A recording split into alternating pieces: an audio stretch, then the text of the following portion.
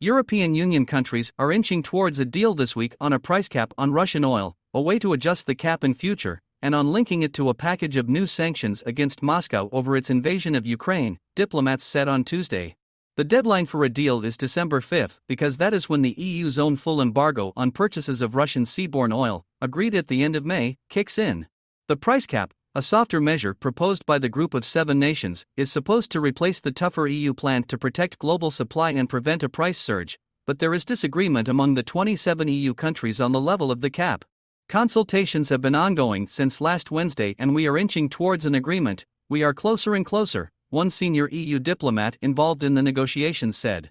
Last Wednesday, representatives of EU governments debated for the first time a price cap level that would still provide an incentive for Moscow to sell, but at a much smaller profit.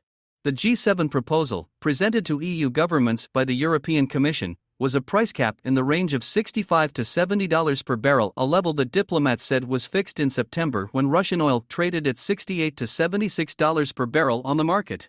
The idea was that a cap of around 5% below the market price would work to make the Russians sell while reducing their revenues, a second senior diplomat said. But since then prices have kept falling and are now below the cap level, so that level achieves no objective, he said. Poland, Lithuania and Estonia, therefore, rejected the G7 proposal, saying the cap should be closer to Russian production costs, which are estimated at about $20 to $25 per barrel. The 3 countries, which all border Russia, back a $30 price cap. They also argued that, given changing global oil markets and Russia's ability to finance the war, the price cap should not be set in stone, but be a dynamic tool that could be reviewed often under a mechanism yet to be agreed.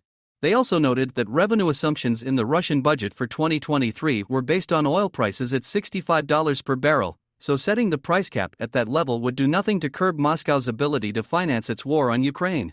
Since adopting the G7 proposal would be an effective easing of already agreed EU sanctions, the 3 countries said the EU should compensate for that by adopting a new sanctions package against Russia. This could involve adding more Russian individuals to the list of people who cannot enter the EU and whose EU assets would be frozen, banning more Russian state-controlled media outlets from broadcasting in Europe, disconnecting more Russian banks from the global SWIFT payments system, and putting export restrictions on more EU products that Russia could use for both civilian and military purposes. In a nod to these demands, European Commission head Ursula von der Leyen said last week the EU executive arm was working full speed on a 9th sanctions package. EU government representatives are meeting again on Wednesday and Thursday for regular talks.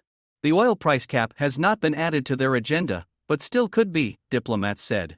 They also said talks would continue in smaller groups, and between EU and G7 countries, to find a deal before Monday.